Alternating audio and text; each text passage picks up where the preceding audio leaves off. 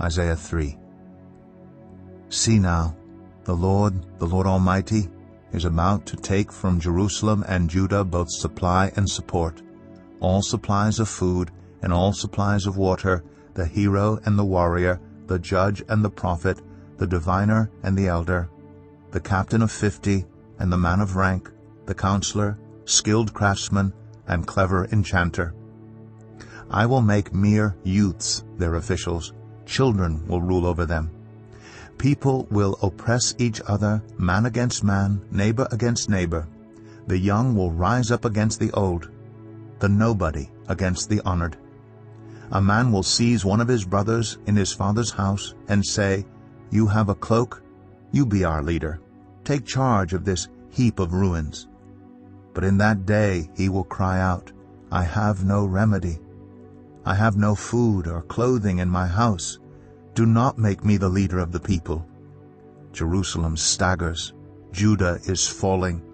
Their words and deeds are against the Lord, defying his glorious presence. The look on their faces testifies against them. They parade their sin like Sodom. They do not hide it. Woe to them! They have brought disaster upon themselves. Tell the righteous, it will be well with them, for they will enjoy the fruit of their deeds. Woe to the wicked! Disaster is upon them.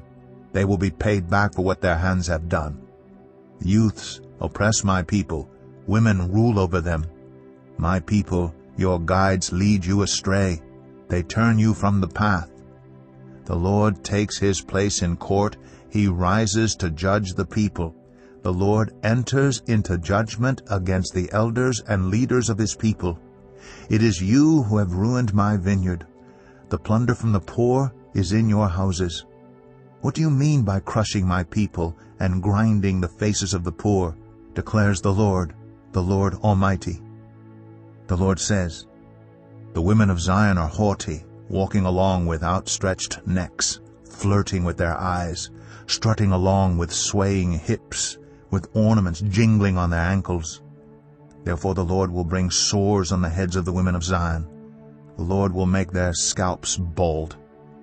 In that day the Lord will snatch away their finery, the bangles and headbands and crescent necklaces, the earrings and bracelets and veils, the headdresses and anklets and sashes, the perfume bottles and charms, the signet rings and nose rings, the fine robes and the capes and cloaks, the purses and mirrors, and the linen garments and tiaras and shawls. Instead of fragrance, there will be a stench. Instead of a sash, a rope.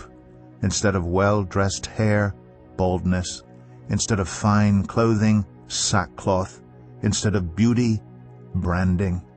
Your men will fall by the sword, your warriors in battle. The gates of Zion will lament and mourn. Destitute, she will sit on the ground.